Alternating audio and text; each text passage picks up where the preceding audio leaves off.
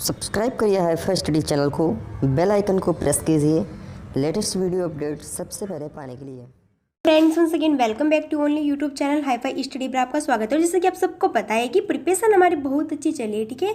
सो आज मैं यहाँ पे आपके सामने लेके आई हूँ बाल विकास के मोस्ट इंपॉर्टेंट क्वेश्चन, ठीक है। Very short question, so please ध्यान से देखना, ठीक है। बहुत छोटा सा सेशन है, ठीक है, बट बहुत ही इंपॉर्टेंट है, ठीक है। तो चलिए फिर स्टार्ट करते हैं, देखते हैं फर्स्ट क्वेश्चन हमारा। बालकों में कल्पना शक्ति का विकास कैसे कर सकते हैं, ठीक है। तो भाषा ज्ञान का विकास करके या फिर कहानियाँ या कथाएं सुनाकर, ठीक है। ये सभी हम बालकों में कल्पना शक्ति का डेवलप कर सकते हैं। इन सभी से हम, ठीक है, इन सभी से हम बालकों में क्या कर सकते हैं, कल्पना डेवलप कर सकते हैं, ठीक है, कहानियाँ या फिर कविताएं सुनाकर, ठीक है। आगे देखते हैं फिर। थॉर्नडाइक ने कितने मुख्य नियम बताए हैं? तो थॉर्नडाइक ने मुख्य 3 नियम बताए हैं, ठीक है। बहुत ईजी और बहुत ही इम्पोर्टेंट है, बहुत ज़्यादा इम्पोर्टेंट है ये क्वेश्चन, ठीक है। तो फर्स्ट है हमारा अभ्यास का नियम और तत्परता का नियम, और फिर नेक्स्ट है हमारे यहाँ पे प्रभाव का नियम, ठीक है। जैसे कि यहाँ पे थॉर्नडाइक की बात हुई तो थोड़ा समझते हैं इनको कि थॉर्नडाइक का जन्म कब हुआ था।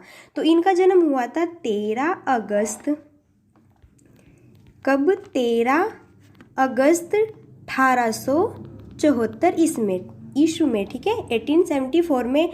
और पूछ लिया जाता है कि थॉर्नडाइक का पूरा नाम क्या है। तो थॉर्नडाइक का पूरा नाम है एडवर्ड ली थॉर्नडाइक, ठीक है, इनका पूरा नाम है। और इसने एक सिद्धांत दिया था, ठीक है, उसका क्या नाम है, कौन सा सिद्धांत दिया था इन्होंने, प्रयत्न एवं भूल का सिद्धांत यहाँ पर थॉर्नडाइक ने दिया था, ठीक है। और कब दिया था इन्होंने, यह 1913 में दिया था, ठीक है। और थॉर्नडाइक ने अपना प्रयोग किस पर किया, ये आप हमको कमेंट में बताओ, ठीक है, क्योंकि ये बहुत ईजी है और ये सबको पता है, ठीक है, सबसे बन जाएगा, ठीक है। तो आप हमें कमेंट में बताइए कि थॉर्नडाइक ने अपना प्रयोग किस पर किया था, ठीक है। तो चलते हैं फिर नेक्स्ट। अधिगम की 2 प्रभावशाली विधियाँ कौन कौन है? तो अधिगम की प्रभावशाली अधिगम विधियाँ है, फर्स्ट है यहाँ पे करके सीखना और अनुकरण द्वारा सीखना, ठीक है। जब हम खुद से कुछ एक्टिविटी, कुछ वर्क पे एक्टिविटी करेंगे खुद से, ठीक है, तो वह अधिगम बहुत ही क्या होगा, प्रभावशाली होगा, ठीक है। और अनुकरण द्वारा सीखना, ठीक है, जैसे कि कोई वर्क कर रहा है और उसी वर्क को हम भी देखकर करते हैं, ठीक है, तो वह क्या होता है, अनुकरण द्वारा सीखना कहलाता है, ठीक है। जैसे कोई बंदा यहाँ पे कुछ वर्क कर रहा है और वही वर्क आप उनसे सीख रहे हैं और फिर खुद उस पर आप अपनी एक्टिविटी प्रदर्शित कर रहे हैं, ठीक है, तो उसको हम क्या बोलते हैं, अनुकरण द्वारा सीखना, ठीक है। सो आगे देखते हैं फिर। रुचि एवं ध्यान में संबंध बताइए, ठीक है।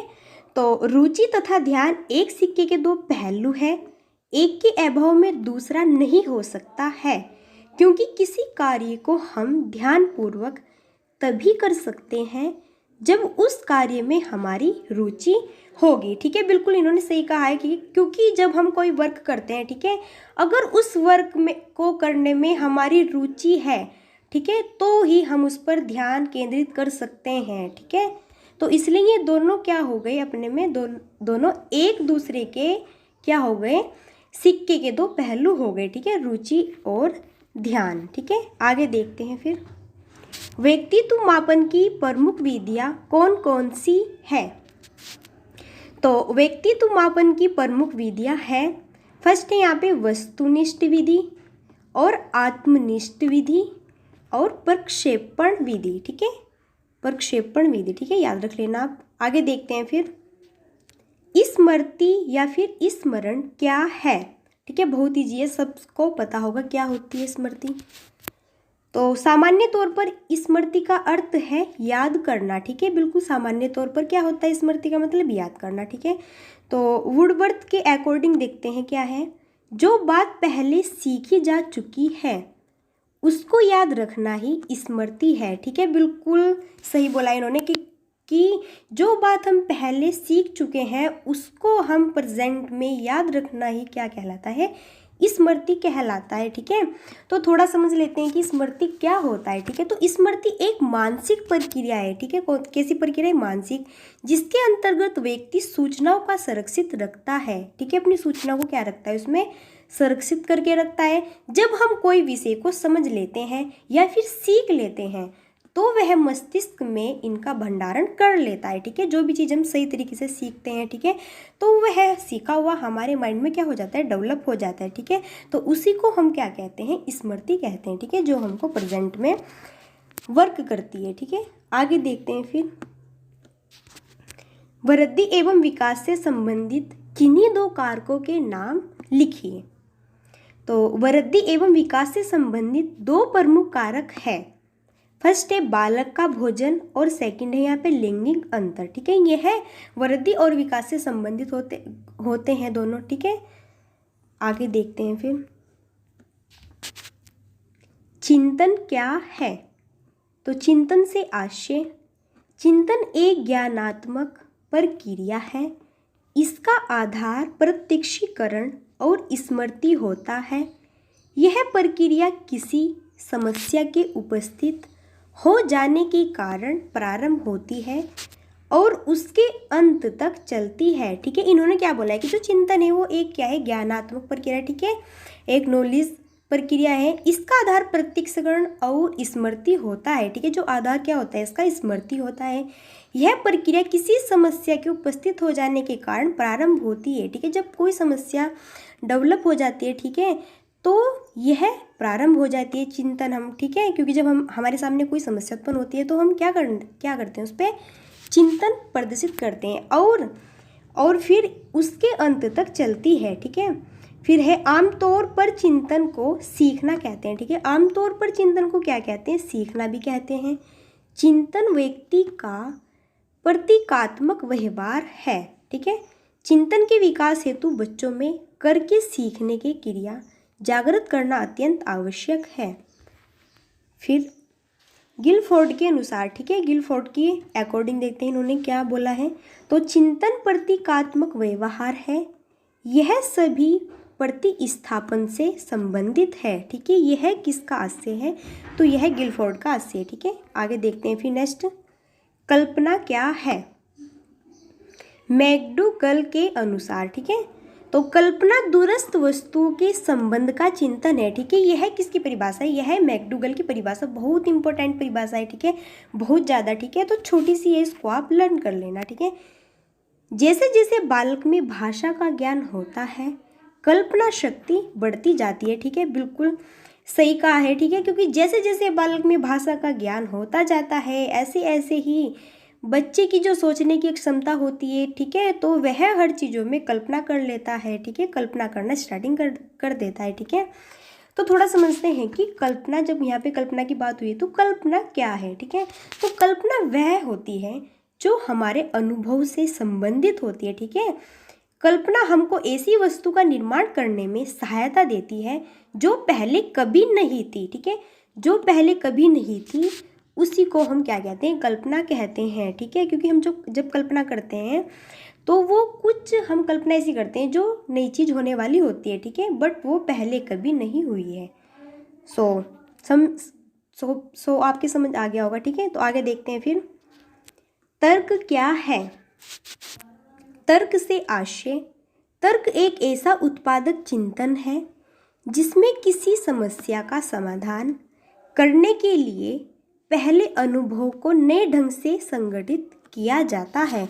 तो तर्क क्या होता है, तर्क एक ऐसा उत्पादक चिंतन है जिसमें किसी समस्या का समाधान करने के लिए पहले अनुभव को नए ढंग से संगठित किया जाता है, ठीक है। जो हमारे पहले एक्सपीरियंस होते हैं, ठीक है, तो उनको हम न्यू ढंग से संगठित करते हैं, ठीक है, उसी को हम क्या कहते हैं, तर्क कहते हैं, ठीक है। जो सोचने की अक्षमता होती है उसी को हम क्या कहते हैं, तर्क कहते हैं, ठीक है।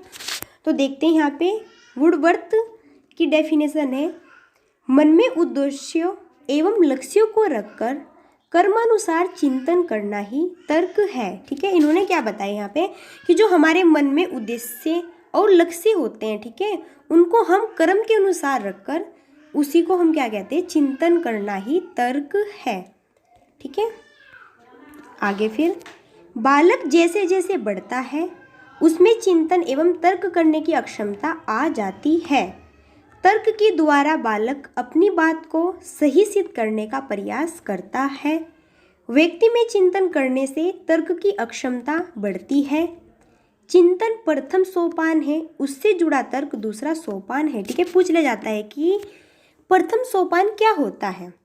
तो क्या होता है, प्रथम सोपान जो होता है वो होता है चिंतन, और उससे ही जुड़ा हुआ सेकंड सोपान क्या होता है, वो होता है हमारा तर्क। ठीक है, आगे फिर 11 से 12 वर्ष की आयु में तर्क की अक्षमता आ जाती है। ठीक है, पूछ लिया जाता है कि तर्क करने की जो अक्षमता होती है वो कब डेवलप होती है स्टूडेंट्स में। ठीक है, तो वो कब डेवलप होती है, वो 11 से 12 ईयर की आयु में। ठीक है, वो क्या हो जाती है, डेवलप हो जाती है। ठीक है, 11 से 12 वर्ष की।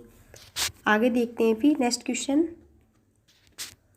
वातावरण वह प्रत्येक वस्तु है जो व्यक्ति के जीन्स के अतिरिक्त प्रत्येक वस्तु को प्रभावित करता है।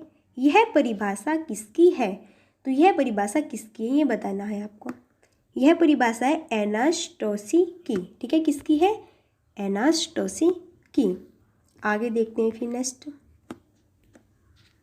बाल विकास पर वंशानुक्रम का प्रभाव स्पष्ट कीजिए। व्यक्तित्व के प्रत्येक पहलू पर वंशानुक्रम का प्रभाव निम्नलिखित रूप से पड़ता है। ठीक है, फर्स्ट देखते हैं यहाँ पे क्या बताया इन्होंने कि बालकों में माता पिता की विशेषताएं हस्तांतरित होती है। सेकंड है फिर बालकों की मूल शक्तियों का प्रमुख कारण उसका वंशानुक्रम है। ठीक है, ये बहुत ही ईजी है और ये सबको आता है। ठीक है, आगे देखते हैं फिर बाल विकास पर वातावरण का प्रभाव स्पष्ट कीजिए। तो बालक के निम्नलिखित कारकों पर वातावरण का प्रभाव पड़ता है। ठीक है, फर्स्ट देखते हैं यहाँ पे हमारा बुद्धि का प्रभाव। सबसे पहले क्या है, बुद्धि का प्रभाव। ठीक है, बुद्धि पर प्रभाव। बच्चों को उत्तम वातावरण में रखने से उसकी बुद्धि लब्धि में वृद्धि होती है। जब हम बच्चों को उत्तम वातावरण में रखने से, ठीक है, तो वहाँ पे क्या होती है, उसकी बुद्धि लब्धि में वृद्धि होती है। ठीक है, जब अच्छा एनवायरनमेंट होगा ना तो उसकी जो बुद्धि लब्धि होगी उसमें क्या होगी, वृद्धि होती है। फिर है हमारा व्यक्तित्व पर। अच्छे वातावरण का व्यक्तित्व पर विशेष प्रभाव पड़ता है। ठीक है, बिल्कुल, जहाँ का अच्छा इन्वायरमेंट होगा, ठीक है, तो वहाँ पर हमारा व्यक्तित्व भी क्या होगा, बहुत ही अच्छा होगा। ठीक है, क्योंकि हमारा व्यक्तित्व इन्वायरमेंट पर बहुत ही डिपेंड होता है। ठीक है, क्योंकि जैसा बच्चे को इन्वायरमेंट दिया जाता है उसी प्रकार से बच्चा क्या होता है, सीखता है। ठीक है, उसी प्रकार से बच्चे का व्यक्तित्व बनता है। ठीक है, आगे देखते हैं फिर किशोरावस्था की प्रमुख विशेषताएं क्या है। किशोरावस्था की प्रमुख विशेषताएं निम्नलिखित है। ठीक है, जो कि इस प्रकार है। फर्स्ट है हमारा आत्मसम्मान की भावना और काम भावना की परिपक्वता।